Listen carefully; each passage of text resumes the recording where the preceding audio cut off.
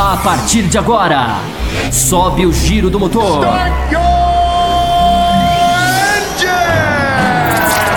Está começando Café com Velocidade. Opinião e debate sobre o melhor do esporte a motor. Apresentação: Bárbara Franzin, Thiago Raposo, Thiago Rosa e Fábio Campos. Café com Velocidade, o seu podcast semanal de automobilismo. Café com Velocidade. MotoGP. Para você que marcou encontro com velocidade, seja muito bem-vindo ao Café com Velocidade, edição 540, e agora com o bloco da MotoGP. Isso mesmo, MotoGP que vai decidir seu título em Valência, como a maioria esperava no início, mas não talvez da forma que era pensado. Bom, vamos entrar em detalhes daqui a pouco, porque Fábio Campos, Diogo Gomes, nós recebemos de última hora um aviso do Thiago Raposo que ele ia se atrasar, se ausentar do programa, mas ele tem um questionamento que mandou para nós, para podermos discutir aqui. Então, Diogo, você que está aí, todas as informações, Fábio Campos, está preparado? Faça como se fosse Thiago Raposo e pergunte para Fábio Campos o que é que ele quer saber a respeito da MotoGP. Então, o Raposo levantou a tese, né, de que a chuva poderia, explicando a chuva presente nessa GP da Malásia, poderia ter interferido aí nessa decisão do título, dessa passada do título, podemos colocar assim, para Valência. Eu não sei como o Campos vê esse ponto, mas, enfim, chuva é do jogo, né, Campos? O Raposo pergunta qual o peso da chuva no campeonato não ter sido decidido. Ele faz uma pergunta e ele conseguiu nos vencer, pelo menos a mim. Eu não tenho resposta para essa pergunta, porque a chuva choveu o ano inteiro. A gente teve várias corridas com chuva. Na MotoGP, felizmente, as corridas do final do campeonato têm o mesmo peso das corridas do começo do campeonato. Felizmente é assim. Então choveu o campeonato inteiro. A chuva, ela muda, ela faz parte do jogo. Ela muda forças, ela faz motos irem para frente, pilotos são bons de chuva, tem pilotos que recuam na chuva.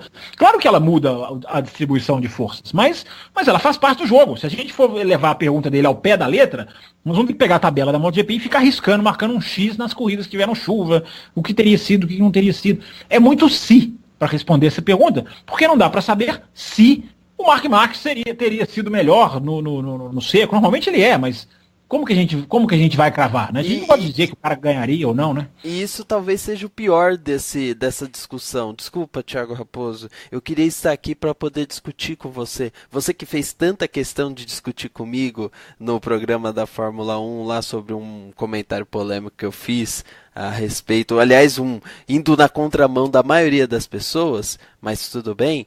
Nesse caso, eu também gostaria de discutir com você, porque, de certa maneira, ao levantar essa questão, parece que você está menosprezando tudo aquilo que a Ducati e principalmente Andrea Dovizioso fez ao longo do ano, ao querer insinuar que o desenvolvimento da Ducati não foi o suficiente para poder combater o Marc Marquez numa pista seca. Claro, eu estou levantando essa hipótese.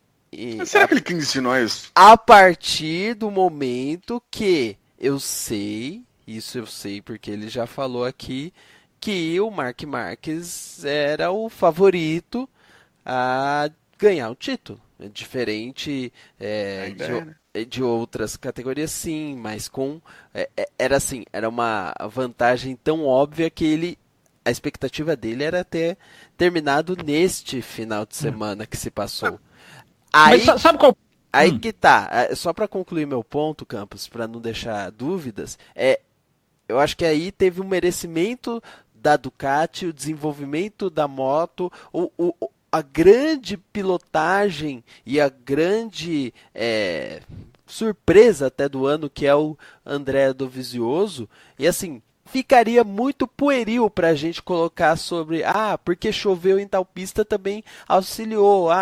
Tá não, certo. auxiliou, mas não é desmerecer a Ducati, não. É parte do. Por exemplo, ano passado, para deixar o Campos falar, perdão, ano passado, grande parte do título do Marx, você pode dizer, que foi construído em cima da enorme quantidade de pessoas que venceram corridas. Você teve o Jack Miller vencendo corridas, você teve o Carl Crutchlow vencendo 2 corridas. Isso só aconteceu por causa da chuva, por exemplo. Ele ganhou, ele barganhou em cima disso, né? Que vários pilotos tiveram altos e baixos, e ele foi tendo uma constância e foi campeão. É parte do jogo, né? Acho que o piloto acaba entrando ali. A Ducati parece funcionar melhor na chuva, parece. É um mérito deles. A gente pode responder, talvez um jeito de responder a pergunta dele, a chuva pode ter tido influência zero, porque não anulou as propriedades da Ducati na pista. Se a Ducati tinha força na pista de usar as retas, que é uma vantagem que ela tem, ela usou. A chuva não anulou. Então, não dá para saber, por isso que eu falei a questão do si, mas a Ducati chegou a Malásia como a favorita, ganhou o ano passado, inclusive. Ou seja, a chuva pode ter tido uma influência zero no sentido de decisão de título, tendo em vista que o Lourenço é melhor no seco do que na chuva, e ele mesmo assim estava lá na frente, ou seja, no seco ele podia estar até mais rápido, e na questão da Ducati, que no seco teria grande chance de fazer o que fez, né, que era disparar nas retas e ter uma superioridade. Então, a resposta pode ser zero, influência zero. É claro que eu esperaria que Thiago Raposo estivesse aqui para poder entender de fato tudo que... Porque eu fiz uma suposição a partir de como essa pergunta foi elaborada e das opiniões dele, mas eu queria a opinião dele nesse momento. Ele vai responder isso ao longo dos próximos programas, pode ter certeza. Chegar a Valência, ele vai disso e nós vamos entrar nessa questão com mais detalhes. Bom, vamos entrar então na prova da Malásia, né? Essa pista que é exclusiva da MotoGP, a gente já pode dizer isso a partir dessa etapa, né? E curiosamente eu fui olhar as arquibancadas. Impressionante. Impressionante. Como tava cheio aquele autódromo. Como no ano passado, inclusive. E assim, é fato. Eles estão trocando porque tá dando certo o negócio lá. Eles criaram uma cultura de motociclismo que não existia. O país se desenvolveu, tem piloto, tudo, e olha só, é impressionante. Dá gosto de ver um autódromo como o de Sepang cheio daquele jeito para uma categoria que não é a Fórmula 1, né? O modo como eu lembro o comentário que eu fiz no Grande Prêmio da Malásia de MotoGP do ano passado, né? Por isso eu não vou nem me estender, porque já é um comentário repetido. Mas é o modo como vivem a corrida, que é tão mais legal, inclusive, do que o da Fórmula 1. E olha que a Fórmula 1 fez um corridaço lá, né? Talvez uma das poucas boas corridas do ano da Fórmula 1 foi o Grande Prêmio da Malásia. E o que eles vibram com o Valentino Rossi, né? As ultrapassagens do Valentino Rossi, você escuta na arquibancada. Enfim, é um jeito de viver a prova que demonstra um envolvimento também, porque tem país que fica todo mundo sentadinho, que eu chamo de mão no queixo, né? Então tem país que fica a torcida inteira com a mão no queixo assistindo a corrida. E na Malásia não acontece, eles vivem a prova, eles aplaudem, eles torcem pro Rossi de maneira fervorosa. É um jeito, é uma interação com a arquibancada muito, muito, muito interessante, muito legal de ver. Pena, Diogo Gomes, que os malaios não puderam ver o que os australianos viram em Phillip Island, né? A expectativa foi tão grande, mas tão grande. Infelizmente, a prova não foi tão boa assim. Mas o que foi isso que você viu aí que pode trazer como ponto positivo, ponto negativo para algumas indagações que vão surgir sobre essa vitória do Dovizioso na MotoGP? Não, o ponto positivo é o Dovizioso conseguindo levar essa briga para a última corrida, né? O Lorenzo andando bem na chuva, que é um negócio que, né, ficou claro que ele não andava bem, apesar que na última corrida é um negócio inconstante, porque se a gente voltar lá em San Marino, que é a corrida que ele liderou metade da corrida e caiu sozinho, né, quando estava liderando, errou. Foi até o Marx que venceu essa corrida, inclusive. Aí na outra corrida com chuva que nós tivemos, que foi o Japão, foi vencida pelo Dovi, ele terminou lá pro final do grid. Então é um negócio que é difícil de ler, né? A MotoGP tem dessas coisas. Então um Lorenzo forte, o melhor resultado do Lorenzo no ano, isso marca. E o Dovizioso, né? Conseguindo levar essa briga para a última corrida. Tem ali uma questãozinha de ordem de equipe, se sim ou se não, a equipe diz que sim, o Lorenzo diz que não ouviu, que eu não sei se você vai querer introduzir agora, mas de resto eu acho uma corrida fraca, uma corrida sem, enfim, muitas batalhas, a gente pode dizer.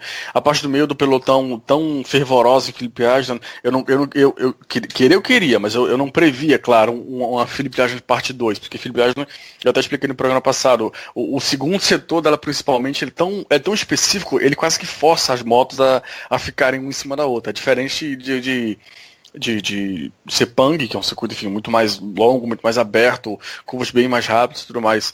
Mas, claro que eu esperava, pelo padrão da MotoGP no ano, uma corrida um pouco mais animada. A gente não teve lá atrás algumas quedas, poucas brigas, no meio do pelotão praticamente nada. Na frente, no início, né, tivemos algumas trocas de posições ali, né, mas sei lá, 60% da corrida, algo parecido, se limitou a acompanhar, né, as duas Ducatis correndo próximas e depois tendo a mudança ali de posições, por ultrapassagem ou não, como queira, e no final a vitória. A corrida não animou, né? Mas valeu pelo conjunto da obra, eu diria. O final de semana como um todo foi muito legal. A classificação, para quem gosta de ver a classificação da MotoGP, foi pegada, foi bonita de ver, e como vocês falaram, o público na Malásia, né, a maneira como todo mundo reagiu, o comprometimento de todo mundo chamou bastante atenção. E você acabou mencionando um ponto que, sim, eu tenho que trazer agora para o debate, porque talvez tenha sido a questão principal ali do pós-corrida. Inclusive, os canais oficiais da MotoGP mencionaram bastante, todos os envolvidos foram questionados, Dovizioso, Lorenzo, Luigi Dall'Igna, que é o chefe da Ducati, a respeito do jogo. Porque, e até engraçado, né? A gente mencionou recentemente a respeito disso e de repente isso se tornou uma possibilidade real que só não ocorreu porque o Lorenzo deu uma escorregada ali.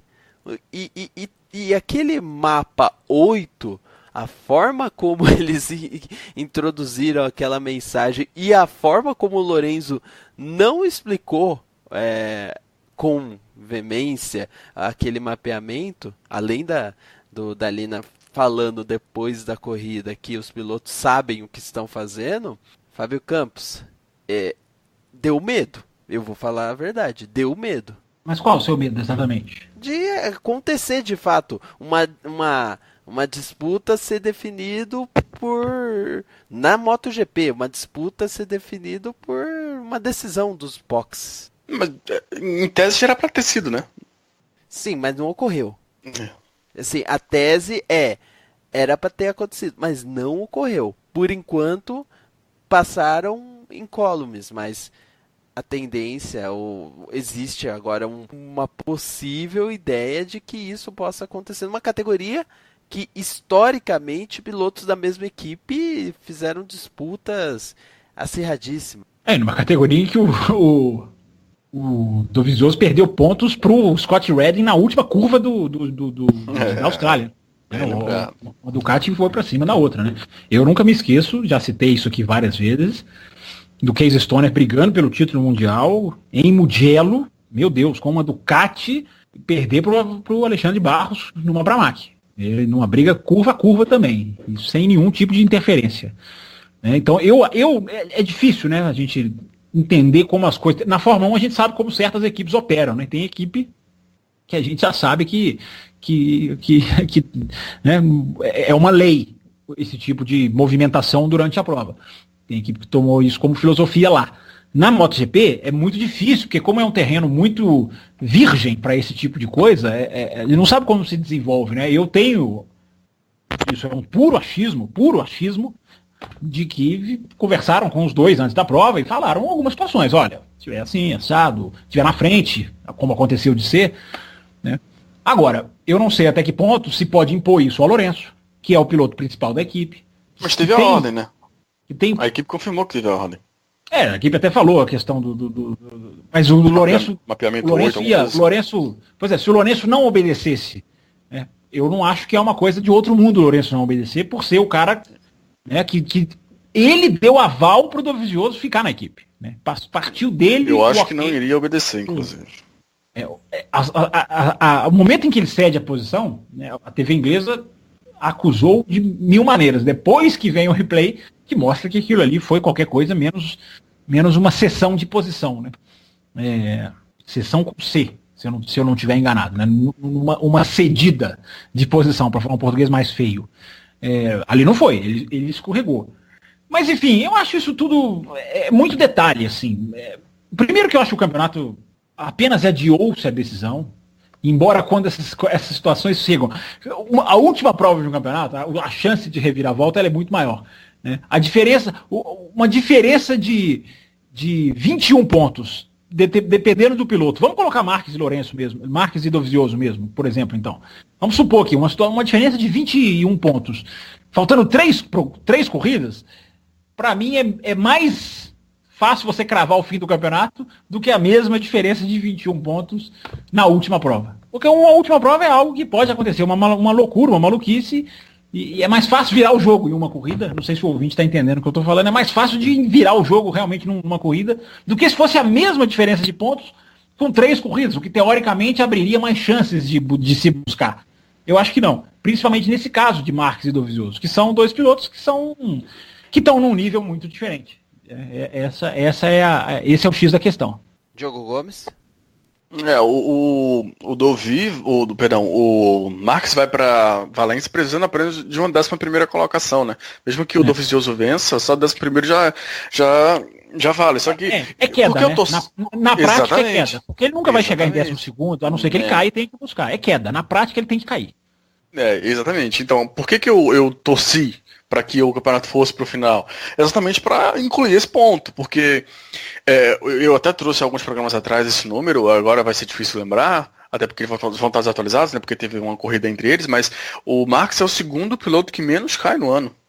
Não, perdão, eu acho que ele é o piloto que mais cai no ano. Eu lembro ele só perde pro Lewis. Ele caiu 26 vezes. Não, é 26 a 24, se eu não estou enganado, 26 a 24 ou 27 a 25.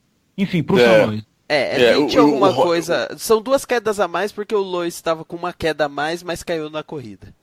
Exatamente. Mas o Rossi. Meu Deus. O Marx caiu na classificação, no Q2 também. E prejudica muito o rendimento dele no Q2 também. Então tem que botar mais uma queda aí na conta. Mas enfim, o Rossi caiu 4. A salvada do Marques no FP4 é uma coisa de você falar assim, para o que está acontecendo. Né?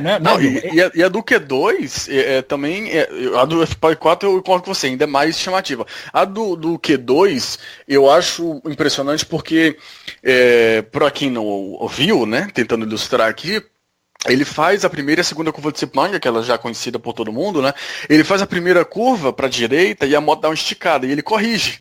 E aí no momento que ele corrige, ele já tem que jogar a moto para a esquerda para fazer a curva 2, enfim, a sequência ali. E aí a moto de novo dá outro pulo, assim. Então, até o comentarista que eu tanto gosto, o Julian Ryder, da TV britânica, ele falou assim, isso aí são 2 quedas em sequência, e ele salvou as 2, né? Ele falou assim, qualquer piloto vai cair, ele conseguiu salvar, por isso que é o Mark Marques. Mas agora... A da curva 1 no FP4, pro ouvinte saber, ele praticamente bate o quadril no chão e a moto não cai. É uma coisa inacreditável. O joelho dele é o chassi, basicamente. O joelho vira chassi. E é impressionante. Até a MotoGP fez memes a respeito desse movimento, porque eu realmente nunca tinha visto. Eu nunca tinha visto um piloto ter se inclinado tanto, ter usado tanto a perna como apoio e ainda assim não cair. Foi impressionante. Mas por que eu tava torcendo tanto para que chegasse para Valência? Exatamente pelo que o Campos falou. Faltou queda. Até considerando, se você for parar pra pensar, ele tem uma porrada de queda, mas quedas em corridas acho que são só 2. Que é um número que o Dovizioso meio que se equipara, eu diria.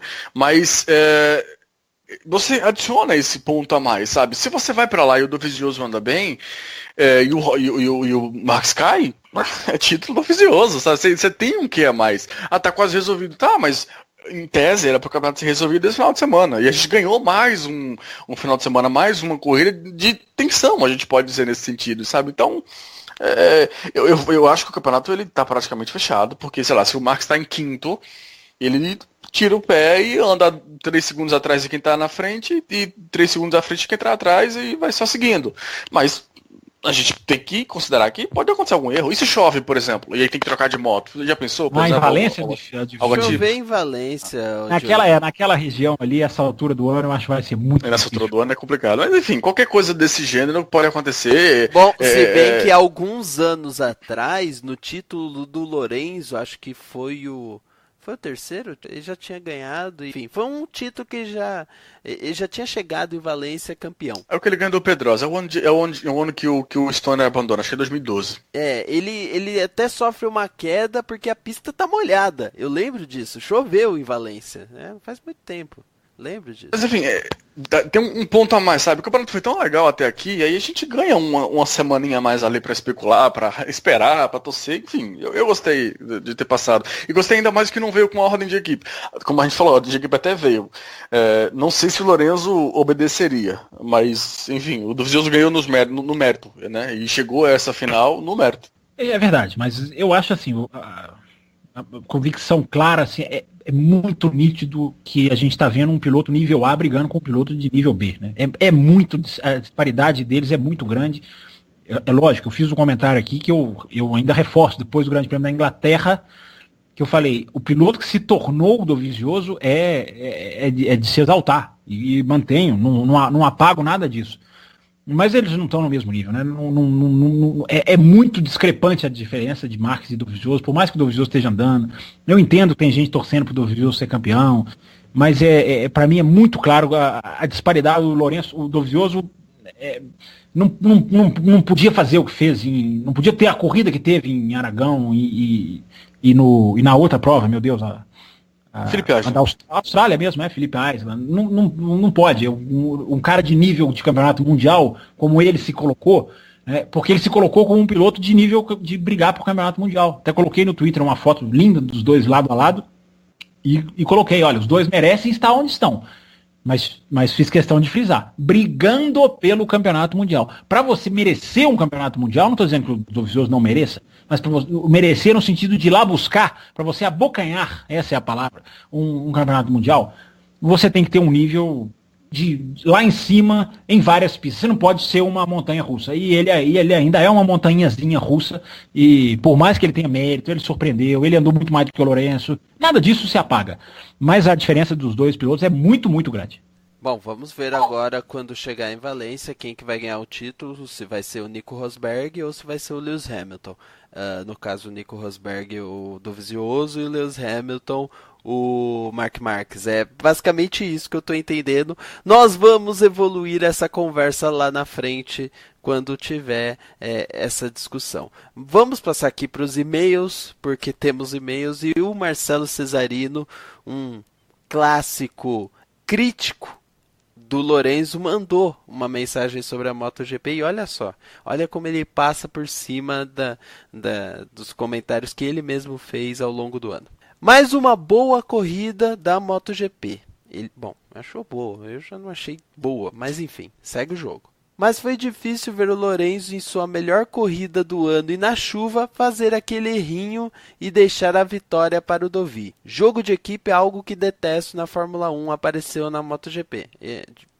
De novo, e aí acho que para mim foi claro, Lorenzo erra. E aí ele não consegue mais nem chegar, e já com tudo aquilo de cenário. E aí ele ia arriscar, né? Desculpe, mas o cara saiu do banco da moto. O piloto não simula um lance em que ele escorrega, que ele chega a sair do banco da moto. Não é assim, discordo completamente do meu colega aí, Cesarino. Fale, Diogo. Não, ia adicionar que depois disso ele talvez até tenha ritmo, mas começa a chover de novo, e eu acho que ele ficou na posição de assim, cara, eu não, talvez eu não obedecesse uma ordem, mas eu não quero ser o cara que eu vou tentar ultrapassar o Dovizioso na última volta. Ele falou, vou derrubar ele e nós dois vamos abandonar, entendeu? Ele se colocou, depois que ele cometeu o erro, ele falou, é isso. Ele admitiu naquela entrevista no Cercadinho que ele faz para a geração oficial, não é nem TV inglesa, nada, para a geração oficial, ele falou, olha, depois eu podia até ter forçado mais e decidiram não atacar, por ser o Dovizioso. Ele admitiu isso. Isso sim, Cesarino. Isso você pode questionar. Agora, aquele lance ali, falar que ele inventou o erro, eu discordo. Analisa, ele até tem uma câmera por trás, no nível da pista ali, você vê que ele o cara não simula sair da moto daquela maneira. Ele podia abrir a curva. Se ele abrisse a curva firme na moto, eu aceitaria até o questionamento, mas do jeito que ele fez ali, do corpo quase ir pro chão, ninguém inventa aquilo. Bom, continuando o e-mail dele, mas o pódio me pareceu muito frio entre os pilotos da Ducati, após uma dobradinha. O ambiente de garagem não parece bom. Qual seria o motivo? Ele indaga. Alguém quer tentar responder essa? Não tenho elementos para responder. Eu não sei, não sei como é que tá o clima lá. Não vi nenhum repórter informando. Se tivesse pelo menos alguém que está lá perto para trazer, de longe aqui, eu não posso afirmar se o clima lá tá ruim, não. Eu acho o Dovizioso tá para ser campeão. A Ducati anda tão bem quando tá andando bem como não andava há séculos. O Lorenzo finalmente conseguiu recuperar, tá conseguindo se recuperar e entregar resultado. Eu não consigo ver motivos, entendeu? Para tá um momento ruim, não. Se for, sei lá, o Lorenzo tá com ciúmes, que seja. Mas, porra, e com ciúme agora, ele precisou que o Dovizioso ganhasse 6 corridas no ano para poder ter ciúme, eu não sei. Mas eu acho que uma coisa interessante disso talvez a gente possa até chegar à conclusão, né? Talvez o Lourenço esperasse o ano que ele teve, de dificuldade, de evolução, de aprendizado. O que o Lourenço não esperava, provavelmente, é o que o Dovizioso fez. Então, exato, eu pensei nisso. Como isso está na cabecinha do Lourenço, é um ponto de interrogação aqui que a gente não sabe. Mas é realmente o grande... Ele ganha 3, 4 vezes mais do que o Dovizioso, por aí. Isso é fato.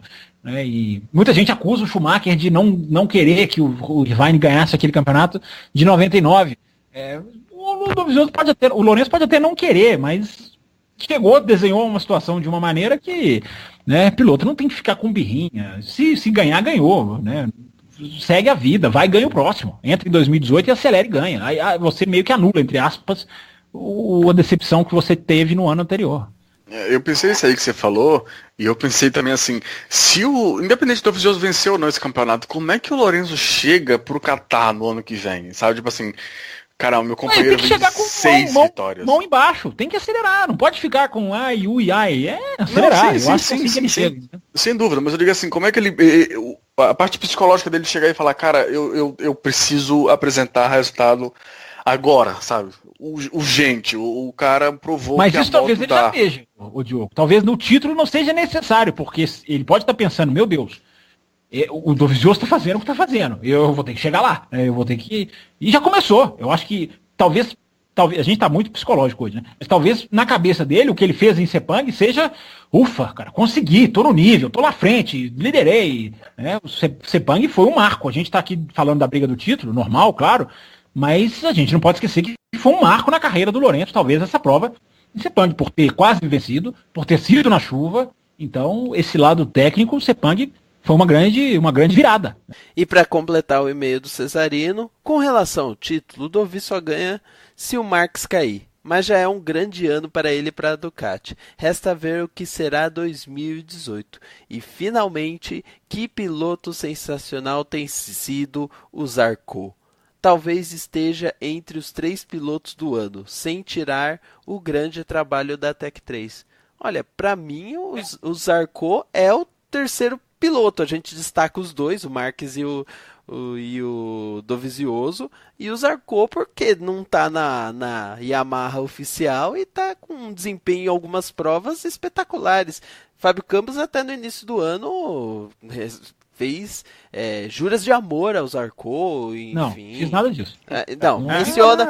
Menciona o que você falou, Fábio Campos. Eu falei que ele era a grande notícia de 2017. E ele era mesmo, e talvez seja, no final de 2017, a grande boa notícia do ano, né?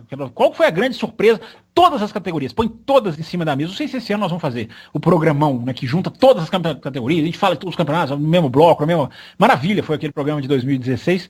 Se a gente fizer em 2017, o Zarco, para mim, vai ser trazido à mesa como um dos grandes destaques. Então foi só isso que eu disse. Agora, só um outro parênteses, né? Quem voou nessa prova, fez uma prova sensacional, foi o Danilo Petrucci. O grande nome da corrida foi o Danilo Petrucci, que saiu de último, veio subindo o pelotão. A televisão a gente elogia muito a MotoGP, mas a transmissão da MotoGP é muito centralizadora no que está acontecendo na frente.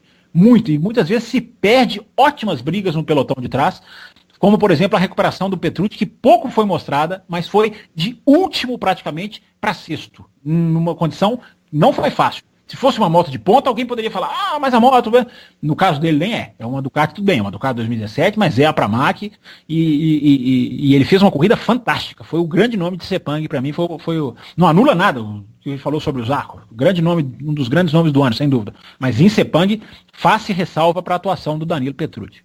E a atuação do Zarco ao longo do final de semana foi boa também, né? Foi muito. Não, ele em classificação tá um foguete, né? E ele tá fazendo boas corridas, né? Não é aquele cara que faz a classificação, não é o Mark Webber, que fazia na Jaguar classificações fantásticas e na corrida o carro era, né? Não tô falando que é só culpa dele, não tinha como fazer nada.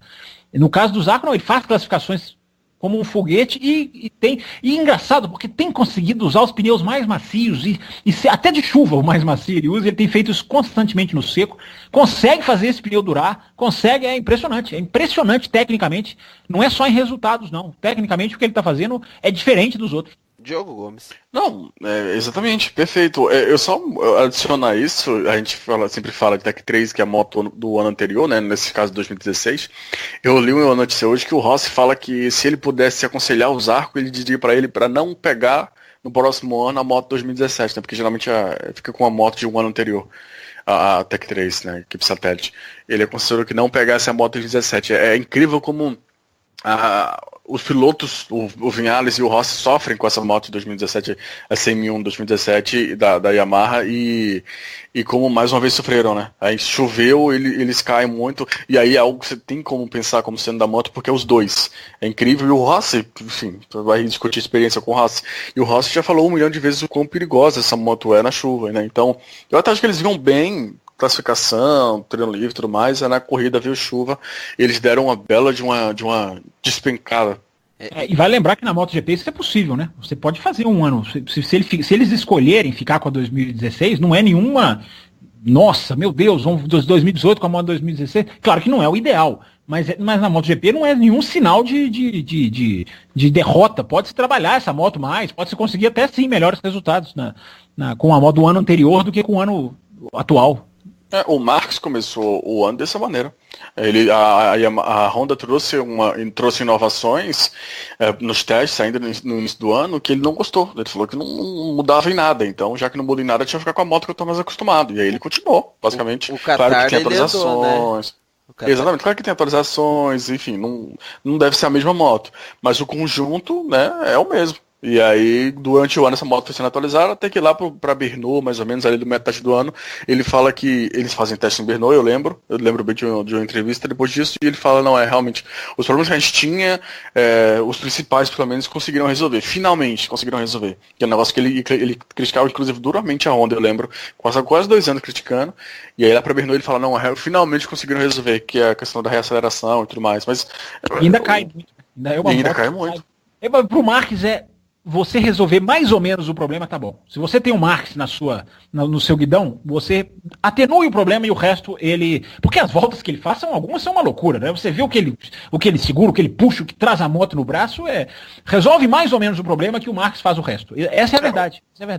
A reclamação dele principal era só com relação à aceleração. E era um negócio que era tão pesado que dava para ver na saída das curvas. Na saída das curvas eu chamo potência e a moto não responde. O pessoal acelera depois de mim e sai gritando na frente. Eu vou buscar os caras lá na metade da reta. Então eu preciso ter saída. E ele tanto reclamou disso. Nos testes, pelo que eu lembro, ele falou que eles colocaram muita saída. Ele tocava na moto, a moto saía balançando de tudo quanto é jeito. Aí, pra sair assim é melhor não sair de jeito nenhum. Mas enfim, a moto está sendo atualizada e o Max esperando de novo. Bom, e também temos um e-mail do Manuel Siqueira, que fez questão de mencionar a sua paixão, que de fato é um tema interessante para esse momento aí da MotoGP, essas últimas etapas, né? O que me surpreendeu, além do desaparecimento das Ducatis, eu acho que ele aí quis dizer, as Ducatis andando lá na frente. Foi como os pilotos da Suzuki se comportaram, inclusive com momentos que transpareceram que conseguiram evoluir a máquina e de certa maneira se consolidou, né?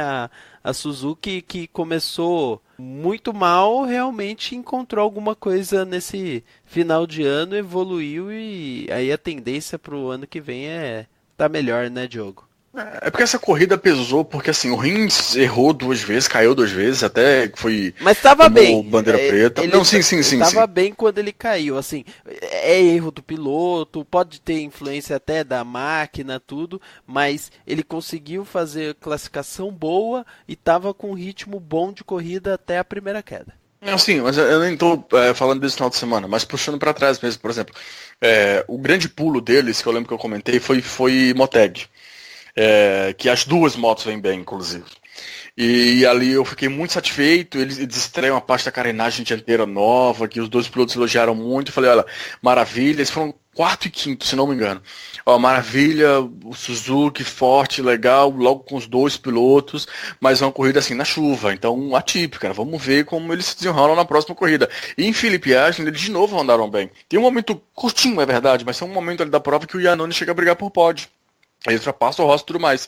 E o Rins, ele vinha no final do grupo, né? Que formou-se um grupo de 7, 8 pilotos ali. Ele vinha no final do grupo, 7ª, 8ª colocação ali, conseguiu uma 6ª, depois perdia, mas ele estava no grupo, né? Ele estava junto naquele grupo da frente. Então elas vieram, tanto no molhado quanto no seco, elas vieram próximas. Já é uma Suzuki muito mais próxima, muito mais evoluída, né? Mais próxima do grupo da frente ali. Nessa corrida andaram bem, não conseguiram transformar isso em resultado, né? Porque o Iannone depois se perde na corrida, o Rins acaba caindo, mas no sentido de evolução da moto nessa parte final do ano, eu concordo. É uma pena que tenha vindo tão tarde, mas que tem uma evolução, eu acho que pelo menos eu consigo ver. Fábio Campos, quer mencionar alguma coisa a respeito? Não, só tá certo, a evolução é clara, a gente vê os dois pilotos, né, mais adiantados, fazendo bons treinos, até se classificando agora mais vezes porque 2 antes de começar, né, o sábado. Então na MotoGP é legal, né, porque a gente vê isso muito, né, muito bacana, você vê a evolução, quem trabalha consegue, você vê, tá todo mundo evoluindo, você vê a Aprilia foi destaque numa corrida dessas, a KTM tá evoluindo a olhos claros né, só quem tem olho claro que vê.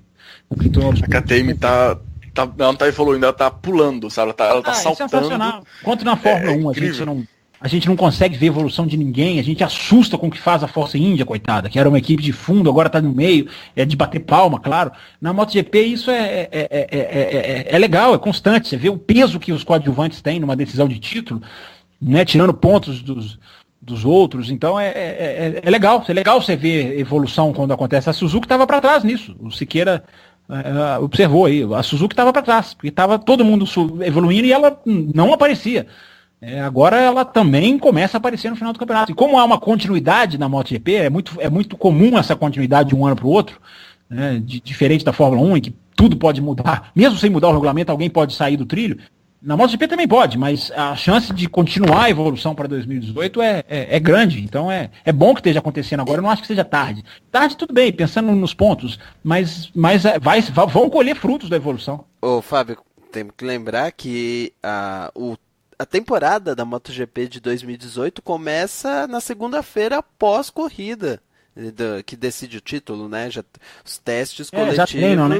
Eles já treinam com pessoal, algumas equipes conseguem alguns acordos, né? Aquelas que têm, vamos dizer, os contratos, os pilotos terminando o contrato. Teve até aquela questão. Acho que todas vão conseguir esse ano, né? Do Lorenzo ano passado. Quem muda de equipe, só troca de roupa e de boxe do domingo para segunda. Exato. É legal isso, né? Começa o ano na segunda. Então eles já têm lá para Valência, eles têm 2, né, prerrogativas. Uma, conquistar a vitória no domingo, e a outra é pensar como que vai ser os primeiros testes para 2018. Bom, então é isso. Passamos aqui os e-mails, poucos e-mails, mas sempre nós estamos satisfeitos em comentar em cima daquilo que você, ouvinte, espera da categoria. No caso da MotoGP, a gente espera mais e-mails com certeza para Valência. A gente vai tentar comentar tudo a respeito. Valência é junto com a Fórmula 1 aqui no Brasil, né? Só confirmando isso. Mesmo final de semana. A gente vai ter... O que me faz desejar bom bloco para vocês, bom final de ano para vocês da MotoGP. Alguns vão ter sofrimento aí a parte nesse final de semana, né? Mas outros vão se esforçar aí para fazer o melhor bloco sobre esse final que se aproxima da MotoGP. E aí, do Vicioso... Independe do esforço, tá? Mark Marques e do Vicioso. Alguns que não vão conseguir, não é por falta de esforço, tá? Mas... Quem quiser seguir também comentários meus de MotoGP, eu nunca disse aqui, mas vou dizer. Meu Twitter é @campusfb. Só seguir lá e pinga muito MotoGP lá. Muito comentário legal. Eu vou até adicionar aqui já uma pergunta. Deixar uma pergunta. Pensei que você ia adicionar ele no Twitter. Não. Eu já... Eles não adicionam. Ninguém nesse programa dá a menor bola pra mim lá. Ele tá na lista de favoritos, meu. Ele tá na lista de favoritos. Isso é moral demais. Existe favoritos do Twitter? Eu não sabia dessa. Você tem que me ensinar as coisas, tá vendo? Eu nem sabia dessa. Também não, mas ele tá falando, a gente concorda, né? Não, você cria lista em outros aplicativos, TweetDeck e tudo mais, tem como fazer isso. É demais pra mim. Eu vou ensinar vocês depois do programa. Agora, durante o programa, deixar a última pergunta no ar, que na primeira oportunidade que a gente falar de MotoGP e o Fábio Campos conseguir falar de MotoGP sobre esse final de ano, é a respeito do Mark Marques. Se ele... Eu acho que até ele, se quiser responder agora, fica à vontade. Mas se ele vai sofrer com o mesmo tipo de problema que está sofrendo Lewis Hamilton, porque agora ele se igualou a títulos ao Vettel e tudo mais. Então tá todo mundo querendo comparar o Hamilton para dizer aonde ele está. Já que Fábio Campos acha que piloto tem que aproveitar o momento, não é isso, Fábio? Então o Mark Marques... É o mesmo caso do Lewis Hamilton? Responda ao final do campeonato. Muito bem, é isso. Fica o mistério, fica o segredo. Deixa eu só adicionar rapidamente. Vai que ele não vira tetra. Exato. O Lute, né, que foi contratado pela marca VDS, ele não vai poder testar agora, né, em Valência, porque o primeiro contato dele com a MotoGP, porque ele tá machucado. Então, não vai poder testar. Só passando rapidamente... sobre as equipes para 2018, né, que devem testar já esse final de semana agora, a maioria delas não tem alteração, o Yamaha, a Tech 3 e tudo mais. A Tech 3 tem um ponto aí porque o Fogger não está recuperado, nem vai ficar recuperado para o final de semana. Ainda não foi anunciado quem vai substituir ele, talvez seja o Michael Vandermark de novo, mas não sabe se o piloto que substitui ele para a corrida vai substituir também para os treinos, né? Isso não sabe, mas na marca VDS o Lute não vai correr porque está machucado. Não anunciaram nenhum substituto para esse teste. O Morbidelli, né, vai ter o primeiro contato dele com a moto. A LCR, acho que ainda vai estar com uma moto, mas ele já deve fazer uma variação ali com o Takaki Nakagami, né, tendo o primeiro contato dele com a moto. Deve ser o primeiro contato do Miller com a Ducati. Ele vai para a Pramac no próximo ano.